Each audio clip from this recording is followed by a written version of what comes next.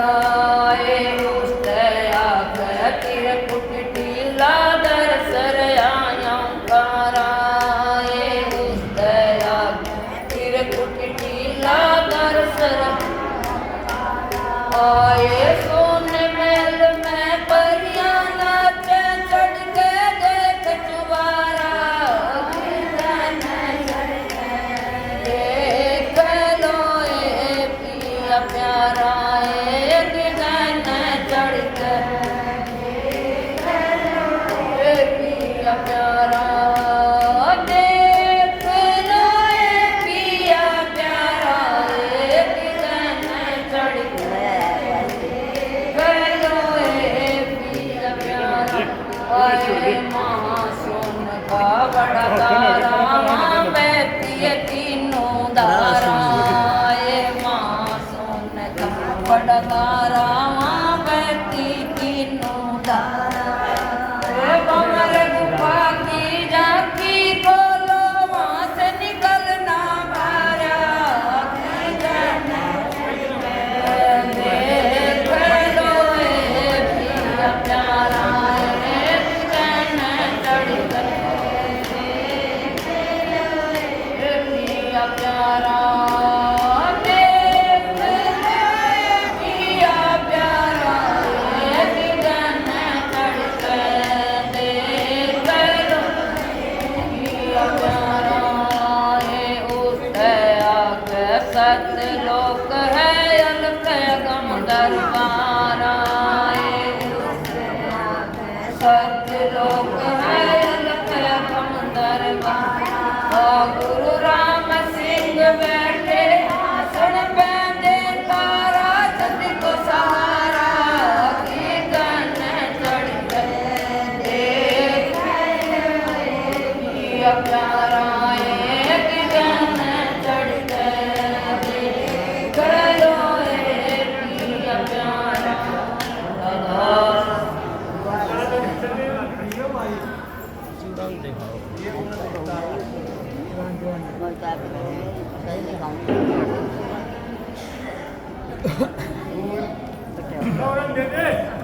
बोलो बोलो वो बोल देगा बोलो हाँ, कोई बात नहीं कह देगा बोलो बैच ही लिया रहे कई जना है कहने वाला कोई बात ना ये कहना क्या भाई चने खेल पाया पास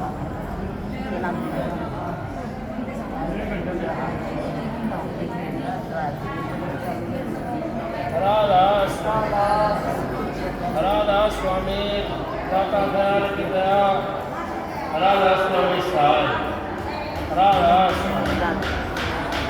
सबका आगे हाथ जोड़ कर विनती है जितनी देर सत्संग हो वाणी हो उतनी देर आप शाम से भी सुनते हैं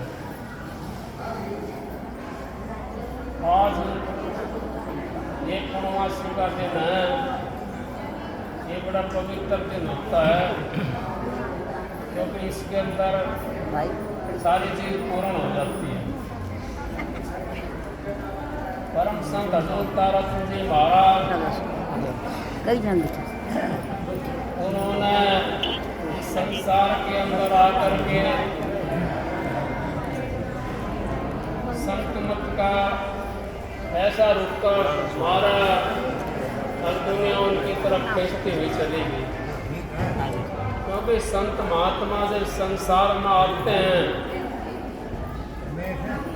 तो वो तो कोयल की तरह अपनी भाषा बोलते हैं और कोयल के बच्चे जो होते हैं वो कोयल के साथ हो जाते हैं महाराज जी कहते हैं अब सावन भादों के महीने के अंदर ये महीना वही चला हुआ है जिसमें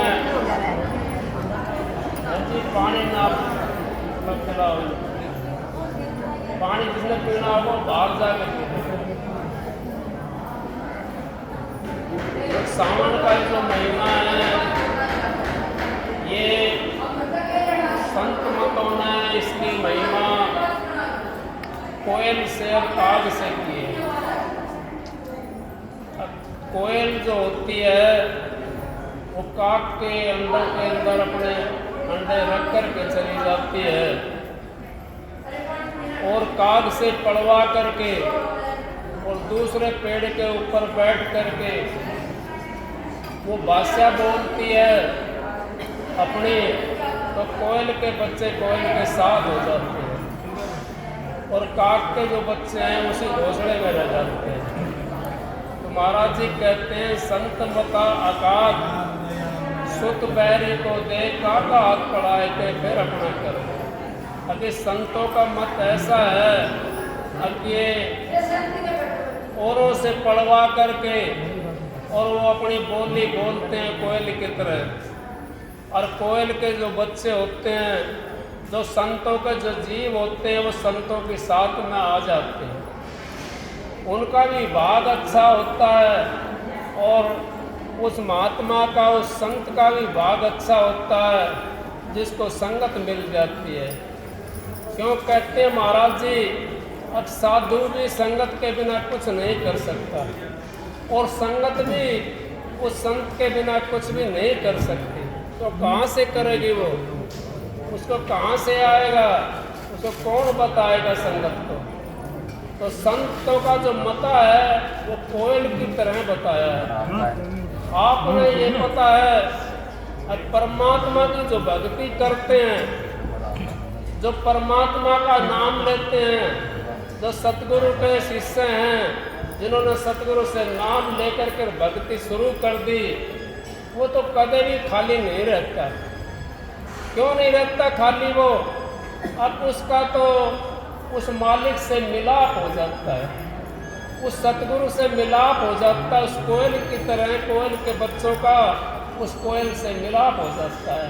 क्योंकि कागा के उसने अंडे रखे थे और कागनी से पड़वा करके उसने दूसरे पेड़ के ऊपर भाषा बोल करके अपने साथ कर लिया। तो संत मत के जो होते हैं, जो भक्ति करना चाहते हैं, जिनका कर्म अच्छा होता है, वो उस मालिक की शरण में चले जाते हैं। और जिनका कर्म घटिया होता है, वो तो पहले भी ऐसे ही थे और आज भी ऐसे ही है। वो तो फिर क्या देखते हैं, वो तो कसूर काटना शुरू कर देते हैं। संतों के अंदर उनका गुण नहीं देखते। किसी ने दूसरे ने बता दिया, उसका खुद का भी देखा हुआ नहीं होता। किसी ने दूसरे ने बता दिया, वैसे ही झूठा कह दिया, अब उसके अंदर तो ये है, उसने मान लिया और मान करके बैठ गए, अब हम तो वहाँ नहीं जाएंगे, उसके अंदर वो है। उसने तो नहीं देखा वो है, क्या पता दूसरा झूठ बोल रहा हो, क्या पता दूसरा कैसे कर रहा है, क्या पता उसका किसी ने भेजा हो। तो अपना जीवन चरित्र हमने बिगाड़ना नहीं है। क्यों नहीं बिगाड़ना? ये मनुष्य 14,84 जिया जोड़ भुगतने के बाद में हमारे को एक दफा मिला है। और ये चोला ऐसा रतन चोला बताया है संत महात्माओं ने, कि नर नारायणी देह बताई है। अब इसके अंदर नर और नारायण दोनों आए हुए हैं और उन्होंने अपना रूप धर करके कोई संसार के अंदर जीव को भेजा, मनुष्य चोलों को भेजा है। और फिर भी अगर हम चूक गए, हमने खुद उसकी पहचान नहीं करी, खुद हम संतों के पास में नहीं गए और वैसे ही बुराइयां करते रहे, तो हमारा तो जीवन बिगड़ गया। हमारा कौन सुधार सकता है जीवन? हमारा जीवन संत सुधार सकता है, बाकी कोई नहीं सुधार सकता। क्यों? संतों के पास में वो युक्ति होती है, उनका वो मार्ग तय करा हुआ होता है।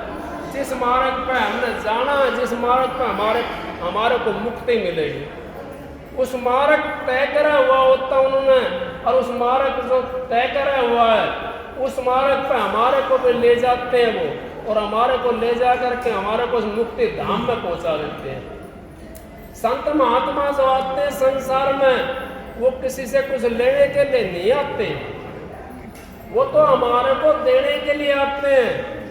साधु खड़ा बाजार में, सबकी मांगे खैर, ना काऊ से दोस्ती और ना काऊ से बैर। अब साधु क्यों खैर मांगता है बाजार के अंदर खड़ा होकर के? वो ये कहता है कि दुनिया पता नहीं किस चीज में लगी हुई है, ये क्या खरीद रही है बाजार के अंदर। जो खरीदने वाला सामान है उसको तो हम खरीद नहीं रहे, उसके तो पास हम जा ही नहीं रहे। जो हमारे काम आ जाएगा वो कल नहीं आएगा। उसके लिए हमने लाइन लगानी शुरू कर दी। उस लाइन को फिर कहते हैं साधु संत महात्मा, साधु खड़े बाजार में सबकी मांगे खैर, ना काहू से दोस्ती और ना काहू से बैर। अब साधु बाजार में खड़ा होकर के ये कहता है, हे परमात्मा, इनको, हे मालिक, इनको भी सद्बुद्धि देना, ये उस मालिक की लाइन में लग जाए तो इनका भी उद्धार हो जाएगा। ये तो दूसरी लाइन में लगे हुए, कोई कुछ खरीदता है, कोई कुछ खरीदता है। उस बाजार के अंदर यहाँ सारा संसार लगा हुआ है। उस बाजार के लिए नहीं जाता कोई भी। उस परमात्मा से मिलने के लिए कौन जाता है? कोई बिरला जाता है, कोई भागी जाता है, जिसने अपना जीवन सुधारना है, जिसने अपनी अगत बनानी है, जिसने उस मुक्ति धाम में जाना है, जिसने इस जन्म मरण से पेंडा छुटवाना है, वो जाता है उस धाम के अंदर संतों के पास में। तो संतों के पास में जब हम चलते हैं और चले जाते हैं उनके पास में, तो हमारा तो सारा अगत ही बनाते हैं और जगत ही बनाते हैं। हमारा जो अगला जीवन है, अगला जो हमारी पीढ़ी है उस धाम में जाने वाली, उसको भी सुधार देते हैं, उसमें भी हमारे को पहुँचाते हैं और हमारा यहाँ का जीवन ही बनाते हैं। महाराज जी नहीं कहते परम संत अजूता चंद जी, अब जो गुरु अपने शिष्य को 2 रोटी नहीं दे सकता, वो मुक्ति कैसे दे देगा? जो पहले मांगता बैठा है वो हमारे को कैसे हमारी झोली भर देगा? जो पहले भूखा है वो हमारे को कैसे धपा देगा? तो हमने तो वही धपा सकता है जो धाप्या हुआ है। तो संत महात्मा तो धापे हुए होते हैं। जो संत महात्मा होते हैं उनकी बात कर रहा हूँ मैं। कोई ये सोचे अगर भाई ये तो वैसे ही बात कर रहा है, वैसे नहीं है। संत महात्माओं की बात है। जब संतों के दरबार में आप जाओगे तो आपने पता पड़ जाएगा अब हमारे को किस जगह पे जाना है, हम क्या कर रहे हैं, हम किस लिए आए थे। संतों के पास में जब चलते हैं जाते हैं ना, हम बड़ी गौर से सुनते हैं उनकी बातें और उनकी बात पर हमारी समझ में भी आ जाती है और फिर हमारा जीवन भी बदली हो जाता है। जैसे सदन कसाई का 1 सेकंड में तो बदली हो गया था, लेकिन हमारा नेम टाइम होना चाहिए। जब तक हमारा नेम टाइम नहीं है, जब तक हमारा जीवन बदली नहीं होता। जब हमने नेम टाइम अपना बना लिया, अरे भाई हमने तो इतने टाइम इतना खाना है, इतना सोना है, इतनी बात करनी है, हमने तो फालतू बात करनी नहीं है। तो फालतू बात करेंगे तो फिर हम भजन कर सकते हैं? नहीं कर सकते। कई मनुष्य देखे, कई आदमी देखे, उनकी बात ही खत्म नहीं होती। कई बहनें भी ऐसी हैं जो घर में भी बतलाती रहें, सत्संग में आ जाए वहाँ भी बतलाती रहती हैं, उनकी बातें खत्म नहीं होंगी। तो उनसे हमारा क्या फायदा होगा? इससे बढ़िया तो अगर एक बार मुख से राम कहो, 2 बार कहो, 4 बार कहो, 10 बार कहो, जितनी बार आप कहोगे उतना ही आपका फायदा होगा। उससे हमारा क्या फायदा हो रहा है जो हम तेरी मेरी बतला रहे हैं? उससे हमारा कोई फायदा नहीं होगा। हम तो और उल्टी नरक में ठोड़ कर लेते हैं, नरक के अंदर जाने की तैयारी करते हैं। सत्संग में आकर के भी हम अगर निचलाए नहीं बैठते और फिर भी हमारे अंदर ईर्ष्या द्वेष ये रहेगी, तो फिर हम सत्संग में किस लिए जाते हैं? क्या जरूरत है हमें सत्संग में जाने की? हम सत्संग में इसलिए जाते हैं अगर हम मालिक से ये विनती करते हैं, मालिक हमारे को बचा कर रखना, ये सतगुरु हमारे को बचा कर रखना इस संसार से, ताकि हम इस संसार के अंदर नहीं बहें। तो संसार बड़ी गहरी नदी है, इसके अंदर जो पड़ जाता है संसार के अंदर, और नदी के अंदर से तो फिर भी कहीं ना कहीं किनारा मिल जाता है। और जो संसार के अंदर बह गया वो किनारा नहीं मिलता। किनारा हमारे कहाँ मिलेगा? किनारा तो हमारे को संतों के पास में मिलेगा जा करके। संतों के पास में हमारा किनारा मिलता है और फिर भी हम चूक जाते हैं। मानस देह धार का नहीं पिछाड़ा राम, अर्थात तो इस संसार में आया किस काम? किस काम आया? अगर मानस देह धारने संत राम नहीं पिछाड़े हमने, तो फिर हम किस लिए आए हैं? यहाँ धक्का खाने के लिए आए हैं? इस तक 84 के अंदर फिर हम बहने के लिए आए हैं। हम तो उस नदी के अंदर पड़े हुए हैं, अब जहाँ से कोई नहीं निकल सकता। संत महात्मा ही उस नदी से निकालते हैं और संतों के पास में भी हम चले जाते हैं। फिर भी कई भाई देखे मैंने, मेरा तो गुरु ने ये काम नहीं बनाया, छोड़ दो गुरु को। मेरा तो ये काम नहीं बना, छोड़ दो गुरु को। अरे गुरु कोई इतना सस्ता है, तुम अपने अपने कर्म तो देखो, तुमने गुरु के लिए क्या काम बनाया। गुरु की वाणी पर चले, गुरु के वचन पर चले, गुरु के वचन पर अगर हम चलते हैं तो हमारे 84 के फंद कट जाते हैं। काम की बात तो दूसरी रही। नहीं कही कबीर साहब ने, गुरु वचन पर डट गए, कट गए फंद 84 के। गुरु वचन को त्याग, दुख पावे पातक लागे, जाने नहीं गुरु की महिमा को सार शेष महेश। गुरु की महिमा को ब्रह्मा विष्णु महेश भी नहीं जानते। जिनकी हम पूजा करते हैं, जिनका हम साथ करते हैं, जिनका हम पानी चढ़ाते हैं, जिनको हम श्रेष्ठ मानते हैं, मानना तो हमने चाहिए श्रेष्ठ, क्योंकि उनसे ऊपर कोई है भी नहीं सिवा गुरु के। उनसे ऊपर सिवा गुरु के कोई है भी नहीं। लेकिन उनका भी काम बिना गुरु से नहीं चला। क्यों नहीं चला? आपने नहीं देखा? राम का काम चला गुरु के बिना? नहीं चला। कृष्ण का काम चला गुरु के बिना? उनका भी नहीं चला। और बताओ किसका? जो दो ये हमारे देवता आए हैं बड़े, राम कृष्ण, इनका भी अगर गुरु के बिना काम नहीं चला तो हमारा कैसे चलेगा गुरु के बिना काम? तो गुरु हमने सबने बनाना चाहिए, और गुरु तो हमने वो बनाना चाहिए जो हमारे का जो 184 से पेंटा छुटा दे। गुरु हमने वो बनाना है जो इस भाव सागर से तार दे, हमारे को उस पार ले जाए, उस सचखंड के अंदर ले जाए, उस राधा स्वामी धाम के अंदर ले जाए, उस मालिक के दरबार में ले जाए, जहाँ पर हमारी मुक्ति होती है। हमने तो मुक्ति भी चाहना है।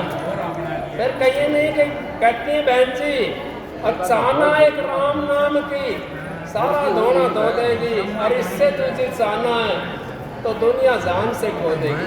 अगर हमारी चाहना राम के नाम की है, उस मालिक के नाम की अगर चाहना है हमने, तो हमारे सारे धोने धो देंगे, और हमारा जो है ना तन भी पवित्र हो जाएगा और मन भी पवित्र हो जाएगा, और हम उस धाम में चले जाएंगे जिस धाम से जीवात्मा आई थी।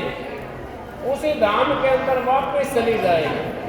वापस जाना हमारे अपने बस की बात नहीं है, ये संत महात्मा उसको वापस पहुंचाते हैं। हम ये सोचते हैं कि हम अपनी इस धार को वापस ले जाए, हमें पता ही नहीं है अगर धार है कहाँ पे इसका बास है, कहाँ पे क्या है, कहाँ से उठाना है, कहाँ पे इसको चढ़ाना है, किस जगह इसका ध्यान करना है। संत महात्मा आकर के हमारे को ये चीज़ बताते हैं, अब इसको भाई इसका ये नियम है और इसका ये वचन है, इस वचन पर अगर आप चलोगे तो आपका उद्धार हो जाएगा। अगर इस वचन पर आप नहीं चलोगे तो आप फिर संसार के अंदर रहोगे।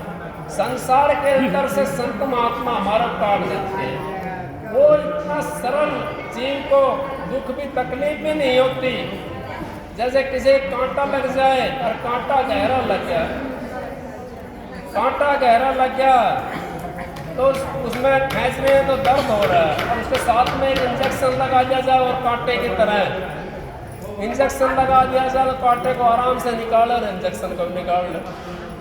तो इसी तरीके से संत महात्मा भी हमारे को जो गहराई के अंदर जो हमारा दुख है ना, उसमें दुखी नहीं होकर के हमारे को दुखी नहीं करने देंगे वो, क्योंकि संत महात्मा जीव को दुखी नहीं करता। माँ जैसे अपने बच्चे का चीरा लगवाती है अपना आप पकड़ करके, बच्चे को घोड़ा होता है तो माँ अपना आप चीरा लगवाती है उसको बच्चे को पकड़ करके, जबकि वैसे कोई काटे तो नहीं काटने देगी क्योंकि फोड़ा हो रहा है ना।